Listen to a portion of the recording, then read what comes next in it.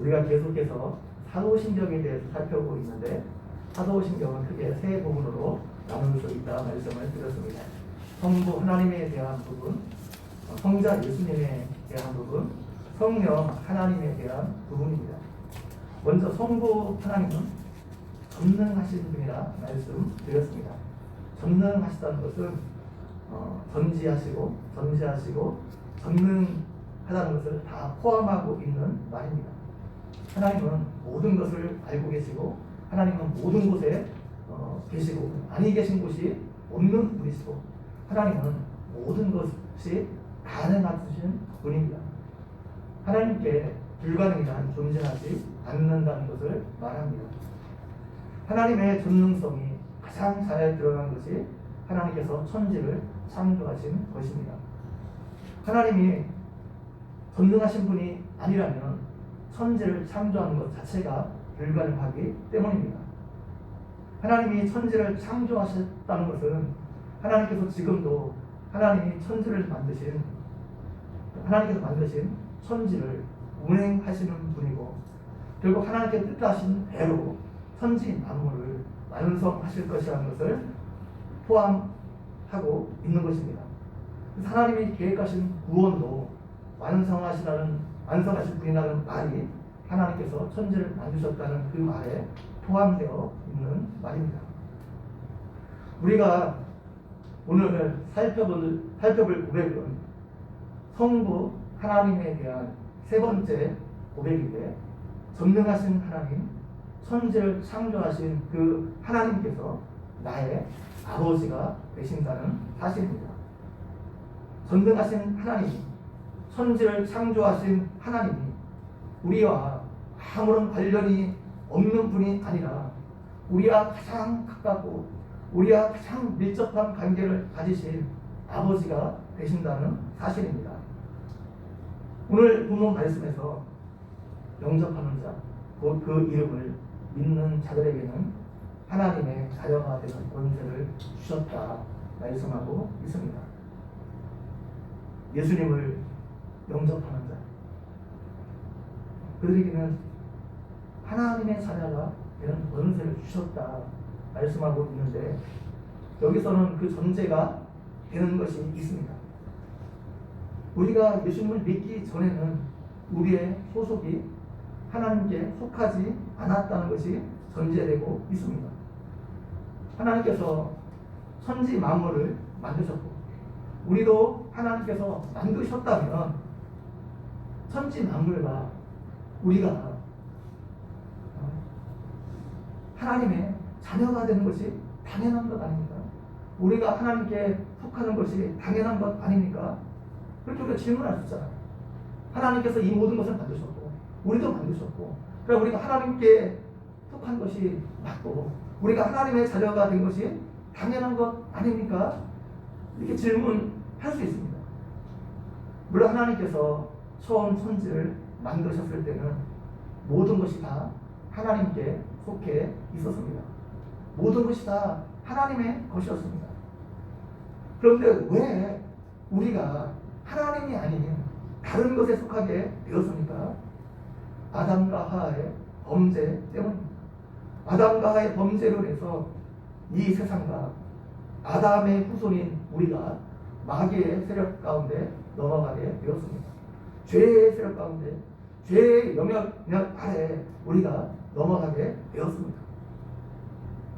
요한복음 8장에서 예수님을 대적하는 유대인들을 향해서 너희는 너희 아비 마귀에게서 났으니 너희 아비의 욕심대로 너희에도 행하고자 하느니라 말씀하고 있습니다.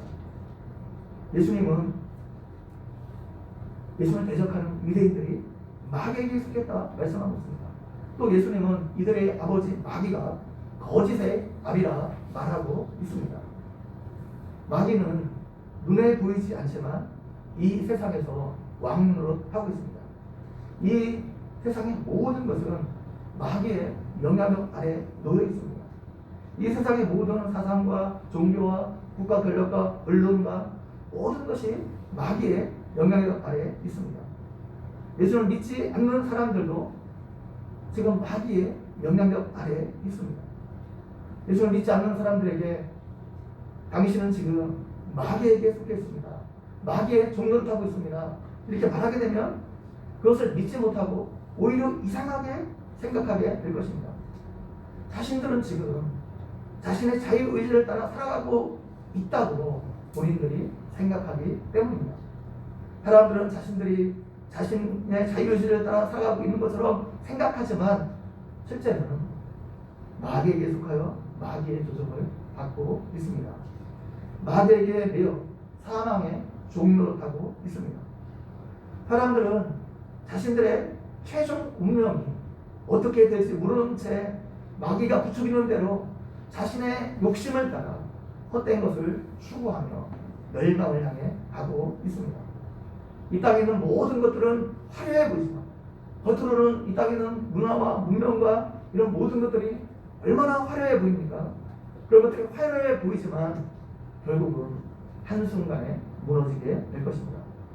그것을 모르고 사람들은 마귀에게 속아 자신들의 영적인 현실을 깨닫지 못한 채 죽음을 향해 달려가고 있습니다. 그런데 하나님은 마귀에게 속해 있던 우리를 하나님의 은혜로 우리의 영적인 현실을 깨닫게 하시고 예수 그리스도를 영접함으로 예수 그리스도의 십자가를 통해서 하나님의 자녀가 되게 하셨습니다. 이렇게 우리가 하나님의 자녀가 된 것은 혈통으로 된 것이 아닙니다. 유대인들은 아브라함의 혈통으로 태어나야지 하나님의 백성이 될 수 있다 생각했습니다.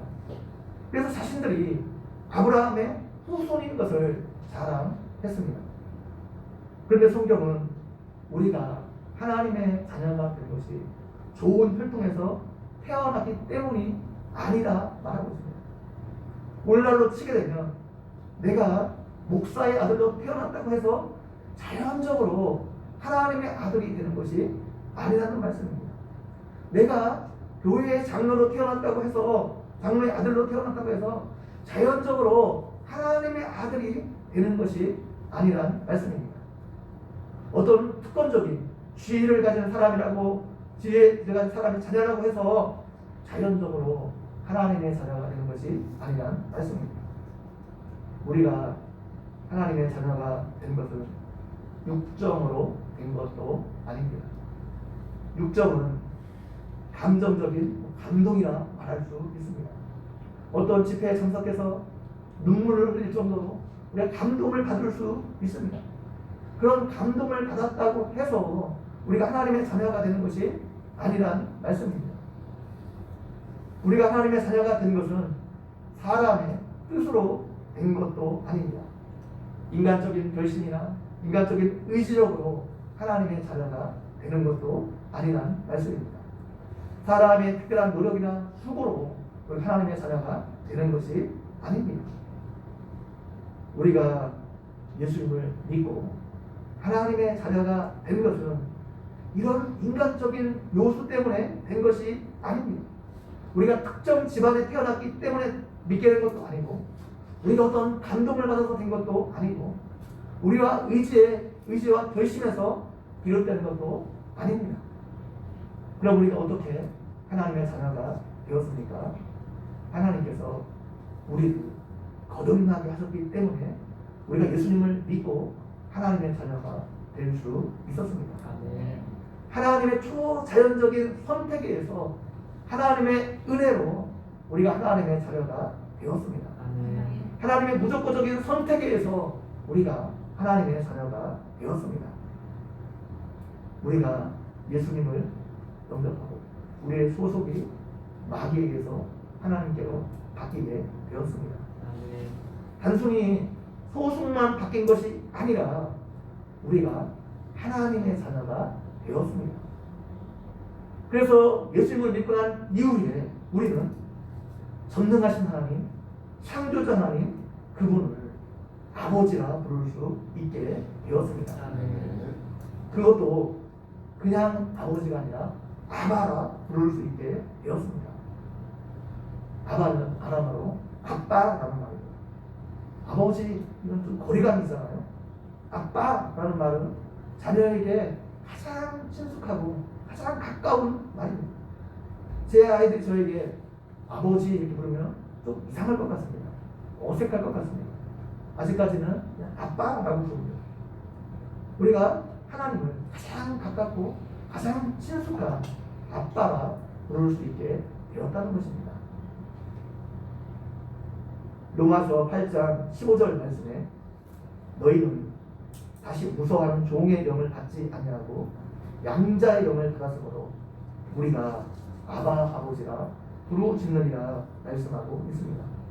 하나님께서 우리에게 양자의 영을 보내주셔서 우리를 양자 삼아주시고 하나님 양자 삼아주시고 하나님을 아빠라 부를 수 있게 하셨다는 것입니다. 원래 우리의 소속이 마귀에게 속해 있었고 마귀의 자녀이었었는데 하나님께서 우리에게 성령을 보내주셔서 우리를 하나님의 자녀로 양자 삼아주셔서 하나님을 아빠라 부를 수 있게 하셨다는 말씀입니다. 아멘. 사도 바울이 로마서를 쓸 당시에 로마에는 자신의 친부모가 있음에도 불구하고 다른 사람의 양자로 입양되는 경우가 굉장히 많았습니다. 양자로 입양되면 그 사람의 신분이 완전히 바뀌게 되었습니다. 새로운 가족에게 속하게 되고 새로운 가족에게 있는 모든 권리와 특권이 양자에게도 신하들과 동등하게 주어졌습니다. 실제로 로마 황제들 중에는 양자로 입양되었다가 황제의 자리까지 오른 사람들이 굉장히 많습니다. 대표적인 경우가 로마의 초대 황제인 아우구스투스 황제입니다. 이 사람이 원래 시저의 아들이 아니었는데 옥타비아누스, 원래 이름이 옥타비아누스인데 원래 시저의 아들이 아니었습니다. 근데 시저의 양자로 입양되었다가 결국 황제의 자리까지 오르게 되었습니다. 이렇게 당시에 권세 있는 사람의 양자로 입양되는 것은 그 사람에게 엄청난 권세가 주어졌다는 것을 뜻했습니다. 우리가 예수님을 믿을 때 하나님은 우리에게 하나님의 자녀가 되는 권세를 주셨습니다. 아멘. 친구라는 영화가 있습니다. 친구라는 굉장히 오래된 그 영화인데 이 영화에서 학교 선생님들이 학생들에게 항상 이렇게 입버려서 물어보는 말이 있어요. 누구 아버지 뭐 하시노? 계속 그 영화가 물어보는 장면이 나옵니다. 아버지가 누구냐에 따라서 자식이 사회에서 다른 대접을 받고 있다는 것을 풍자에서 계속 그 말을 하고 있는 겁니다. 이 세상에서도 권력가의 자녀, 막강한 영향력을 가진 사람의 자녀로 태어난다는 것은 그 부모에게는 권력과 영향력이 상당 부분 자식에게도 영향을 미치게 됨을 알 수 있습니다. 그리고 누구의 아들, 누구의 딸이라는 것만으로도 사람들이 알아서 좀 편리를 제공해 주기도 합니다. 재벌의 아들만 되어도 사람들이 그 사람을 함부로 건드리지 못합니다. 옛날에 하나그룹 김수현 회장의 둘째 아들이 술집에서 술을 마시다가 깡패들과 시비가 붙어서 좀 맞은 적이 있습니다. 김승현 회장이 그것을 알고 가만히 있지 않았습니다. 깡패들을 추적해서 잡아 청계산으로 끌고 갔습니다. 그래서 청계산을 끌고 가서 몇 배의 보복을 가했습니다. 이후로 아무도 그 아들을 건드리지 못했을 것입니다. 이 땅에서 재벌 아들만 되어도 사람들이 함부로 그 사람을 건드리지 못합니다. 이렇게 재벌 아들이 가지는 권세도 무시할 수 없습니다. 그런데 우리는 이 세상의 재벌과는 비교할 수 없는 하나님의 자녀가 되는 권세를 우리에게 주셨습니다. 아멘. 우리가 이것을 확실하게 믿고 고백하게 될 때 우리는 이 땅에서 비굴하지 않은 삶을 살 수 있습니다. 아멘. 이 세상의 재물과 권력과 명예를 가진 사람들 앞에서 주눅들지 않고 살 수 있습니다. 내가 지금 가진 것이 없다고 해서 그것 때문에 위축되지 않는 삶을 살 수 있습니다. 우리는 어떠한 상황 가운데서도 당당한 삶을 살 수 있습니다.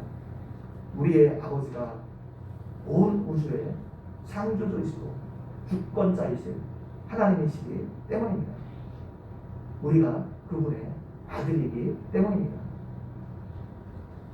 이사야 43장 1절 말씀에 야곱아 너를 창조하신 여호와께서 지금 말씀하시느니라. 이스라엘아 너를 지으신 이가 말씀하시느니라. 너는 두려워하지 말라. 내가 너를 구속하였고 내가 너를 지명하여 불렀나니 너는 내 것이라 말씀하고 있습니다. 하나님께서 우리를 지명하여 불렀다 말씀하고 있습니다. 그래서 우리는 하나님의 것이고 하나님의 소유가 되었습니다. 하나님께서 우리를 지명하여 불렀기 때문입니다. 여기서 구속이라는 말은 노예시장에서 쓰이던 말입니다. 노예시장에 여러 명의 노예들이 있습니다. 그 중에서 하나를 어떤 사람이 지명하여 부릅니다. 그래서 그 노예를 지명하여 부르고 그 노예가 내 것이 되기 위해서는 어떻게 해야 됩니까? 몸값을 지불해야 됩니다. 노예의 몸값으로 지불하는 것이 속전입니다. 속전을 치르고 나서야 그때부터 그 노예는 속전을 낸 사람의 소유가 되게 됩니다. 하나님께서 사단의 노예, 죄의 노예 가운데 있던 우리를 몸값을 지불하고 우리를 지명하여 불렀습니다. 그때 노예의 가치는 치르는 속전의 값이 얼마가 되느냐에 따라서 노예의 가치가 결정됩니다. 저와 여러분을 하나님께서 하나님의 소유로 만들기 위해서 얼마의 속전이 치루어졌는지 아십니까? 하나님의 아들 예수 그리스도가 우리의 몸값으로 대신 지불되었습니다. 하나님께서 예수 그리스도를 이 땅에 보내시고 예수 그리스도의 십자가에 우리를 대신해서 죽게 하셨습니다. 우리가 죄를 지었기 때문에 우리가 십자가에서 죽어야 되는데 예수님께서 대신 우리의 죄값을 위해서 십자가에 죽으시고 우리를 하나님의 자녀 삼아 주셨습니다. 우리를 구속하기 위해서 예수님을 희생하셨다는 것, 그만큼 하나님께서 우리를 사랑하셨다는 것을 말합니다. 그렇기 때문에 다른 사람들이 여러분을 어떻게 평가하는지는 그렇게 중요하지 않습니다. 그것에 연연할 필요가 없습니다. 하나님께서 여러분을 어떻게 생각하는지가 중요합니다. 하나님께서 여러분을 자신의 아들로 생각하십니다. 하나님께서 여러분을 자신의 아들 삼기 위해서 예수 그리스도를 십자가에 대신 죽게 하셨습니다. 그만큼 하나님께서 여러분을 가치 있게 생각하십니다. 그런데 때로는 우리가 이 하나님의 사랑을 의심할 때가 있습니다. 하나님께서 우리를 잊으신 것 같은 환경을 만날 수 있기 때문입니다. 그러나 그때도 우리를 향한 하나님의 사랑은 변함이 없습니다. 이사야 49장 14절에서 15절 말씀에 보면 오직 시온이 이르기를 여호와께서 나를 부르시며 주께서 나를 잊으셨다 하였거니와 여인이 어찌 그 젖먹는 자식을 잊겠으며 자기 태에서 난 아들을 긍휼히 여기지 않겠느냐. 그들은 혹시 잊을지라도 나는 너를 잊지 아니할 것이라. 내가 너를 내 손바닥에 새겼고 너의 성벽이 내 앞에 있나니 말씀하고 있습니다. 이스라엘 백성들이 어려운 가운데 처하자 하나님께서 자신을 잊으셨다 생각했습니다. 하나님께서 자신들을 버리셨다 생각했습니다. 그러나 하나님께서 그렇지 않다 말씀하고 있습니다. 여인이 자기가 낳은 아들을 잊어버리는 것, 이건 쉬운 일이 아닙니다. 여인이 자기가 낳은, 어머니가 자기가 낳은 자녀를 사랑하는 것, 이거 당연한 일입니다. 어머니가 자기가 낳은 아들을 위해서 목숨을 바쳤다는 것, 이거 우리가 흔하게 들을 수 있는 이야기입니다. 6.25 때 한 미군 병사가 추위에 죽은 한 의인을 발견했습니다. 자신이 입고 있던 모든 옷을 벗어버리고 갓난 아이를 자신의 옷으로 벗습니다.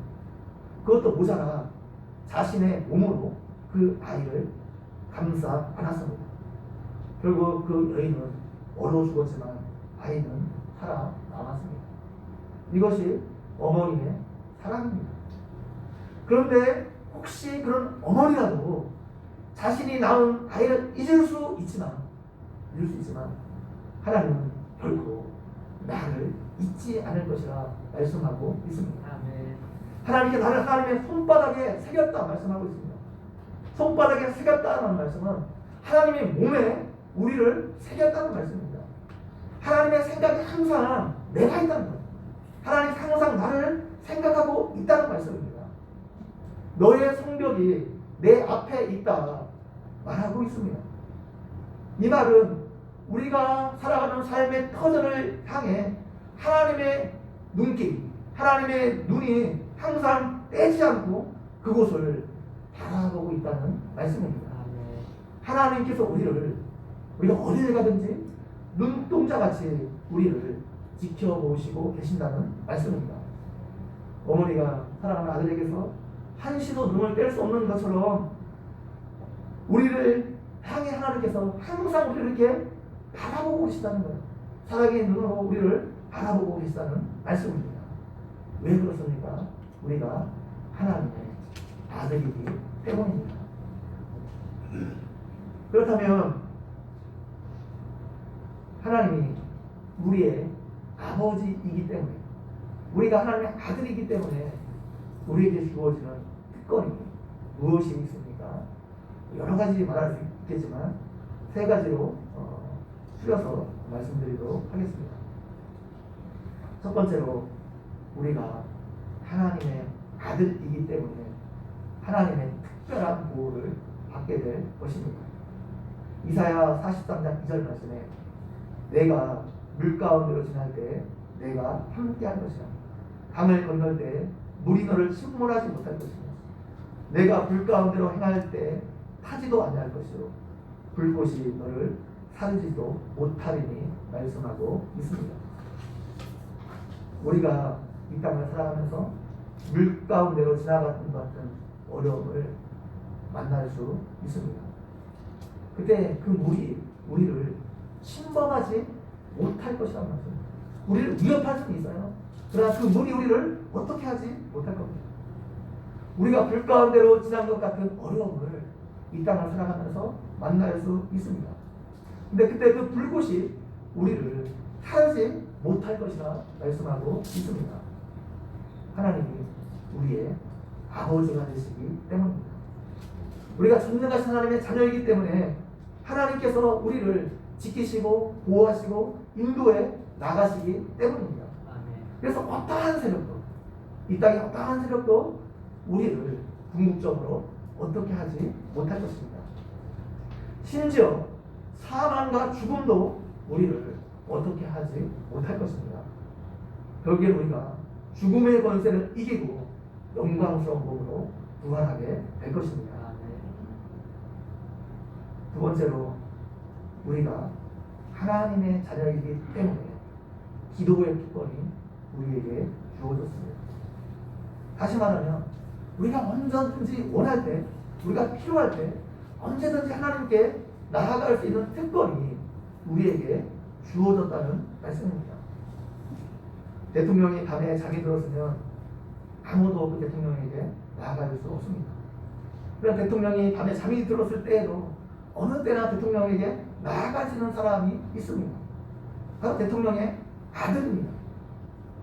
그런데 요즘은 대통령의 아들이라고 해도 자신의 아들을 위해서 해주고 싶은 것을 마음대로 해줄 수 있는 것이 아닙니다.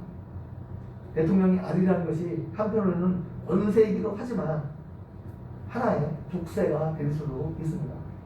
대통령의 아들이라는 것 때문에 조금만 혜택을 받아도 큰 문제가 될 수 있기 때문입니다. 그런데 우리는 전능하신 창조주 하나님의 아들입니다. 천지를 창조하신 하나님의 아들입니다. 그분은 우리를 위해서 우리에게 유익이 되는 일이라면 모든 것을 해줄 수 있는 분입니다. 그래서 그 하나님께 나아가 우리가 기도할 수 있다는 것이 우리에게 얼마나 큰 특권인지 모릅니다.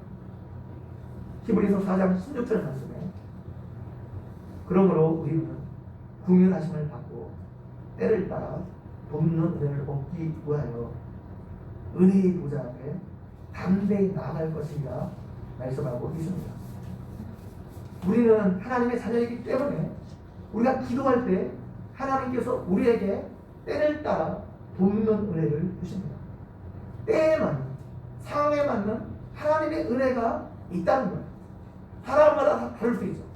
사람마다 환경이 다르고 문제가 다르고 다 다르기 때문에 사람마다 그 때에 맞는 상황에 맞는 은혜가 필요한데 우리가 하나님께 나아가게 될 때 하나님 우리의 상황에 맞는 때에 맞는 문제에 맞는 은혜를 주신다 말씀하고 있습니다. 우리가 형통할 때도 하나님의 은혜가 필요합니다. 형통할 때 하나님께서 우리에게 은혜를 주시지 않으면 우리가 그 형통 때문에 교만해져 넘어질 수 있습니다. 우리가 고난당할 때에도 하나님의 은혜가 필요합니다. 우리가 고난당할 때 하나님께서 은혜를 주시지 않으면 우리가 그 고난에서 자살하고 넘어질 수 있습니다. 그 때를 따라 돕는 은혜를 얻기 위해서 하나님의 은혜의 보좌 앞에 담대하게 나아갈 수 있는 특권이, 기도의 특권이 우리에게 주어졌습니다. 예수님은 우리에게 기도에 대해 가르쳐 주시면서 너희가 악한 자라도 자식에게 좋은 것으로 줄 줄 알거든 하물며 하늘에 계신 너희 아버지께서 구하는 자에게 좋은 것으로 주시지 않겠느냐 말씀하셨습니다. 기도는 하나님의 자녀에게 주어진 가장 큰 특권 중에 하나입니다. 그렇기 때문에 이 기도의 특권을 우리가 마음껏 사용하고 사용해야 되는 것입니다. 세 번째로 우리가 하나님의 자녀이기 때문에 우리에게 주어지는 특권 중에 하나가 하나님의 유업을 받게 된다는 겁니다. 쉽게 말하면 하나님의 상속을 받게 된다는 겁니다. 갈라디아서 4장 6절에서 7절 말씀에 너희가 아들이므로 하나님이 그 아들의 영을 우리 마음 가운데 보내사 아바 아버지라 부르게 하셨느니라.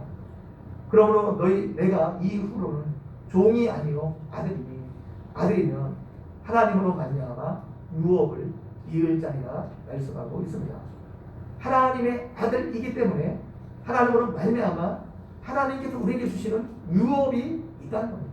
기업이 있다는 겁니다. 하나님께 받을 상속이 있다는 것입니다.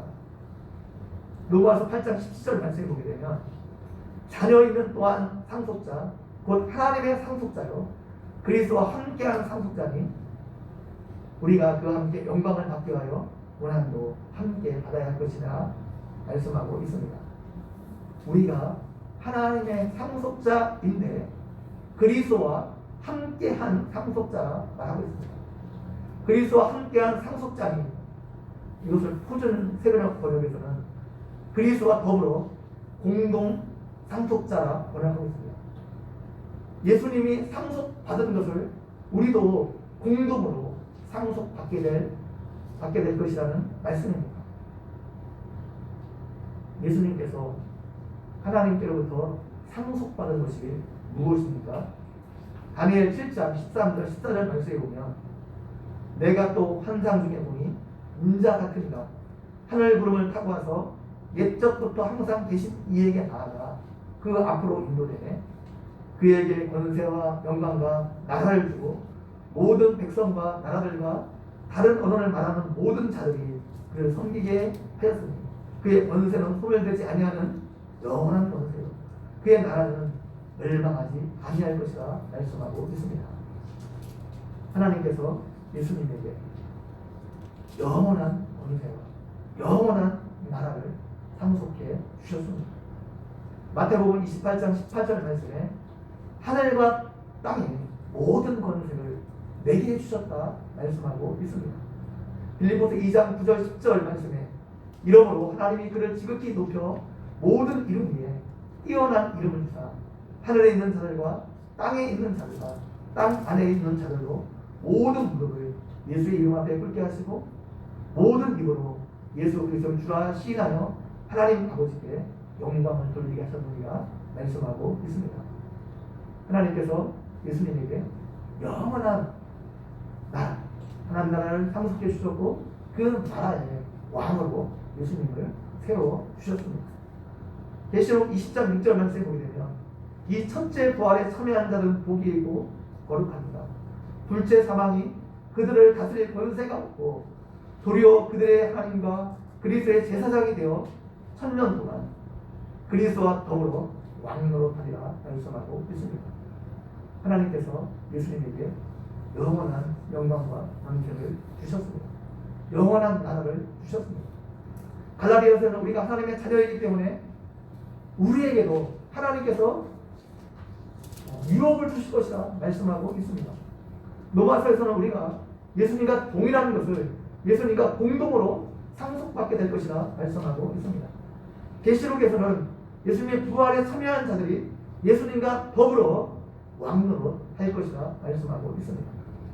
그리스도인들이 하나님의 아들이기 때문에 영원한 나라를 상속받게 될 것이라는 말씀입니다. 그렇기 때문에 우리는 이 땅의 것에 연연할 필요가 없습니다. 여러분이 어렸을 때 땅 따먹기 놀이를 많이 해보셨을 것입니다. 하게 되면 어떻게 해요? 어떻게 하든지 좀 더 많은 땅을 차지하려고 거기서 굉장히 그런 치열한 경쟁을 하게 됩니다. 그래서 많은 땅을 차지하게 되면 기분이 굉장히 좋죠. 많은 걸 차지하게 되면 기분이 좋습니다. 그러다가 저녁이 돼서 어떻게 해요? 어머니가 부르게 되면 그 모든 것을 다 놓고 가야 됩니다. 아무리 많은 땅을 그 차지해서도 아무런 소용이 없습니다. 어머니가 부르면 다 놓고 가야 됩니다. 우리도 마찬가지입니다. 우리가 이 땅에서 아무리 많은 것을 소유해도 결국 그것은 우리의 것이 아닙니다. 궁극적으로 우리의 것이 아닙니다. 우리가 다 놓고 그것을 가야 합니다. 그래서 우리가 이 땅을 살아가면서 우리가 얼마나 많은 것을 소유하느냐, 그것은 별로 중요하지 않습니다. 더 중요한 것은 하나님이 주신 것을 우리가 얼마나 합당한 곳에 잘 쓰느냐, 이것이 훨씬 더 중요합니다. 우리가 이 땅을 살아가면서 많은 것을 소유하는 것, 나쁜 것은 아니지만, 많은 것을 소유하면 좋죠. 나쁜 것은 아니지만 거기에 우리의 모든 것을 걸 필요가 없습니다. 너무 많은 것을 찾아려고 우리의 욕심을 거기에 두어서는 안 됩니다. 주님이 부르면 그걸 다 놓고 가야 할 것이기 때문입니다. 그런데 예수님을 믿고 자녀된 우리에게 우리가 이 땅을 떠나게 될 때 이 땅의 것과는 비교할 수 없는 하나님의 유업이, 하나님의 기업이 우리를 기다리고 있습니다.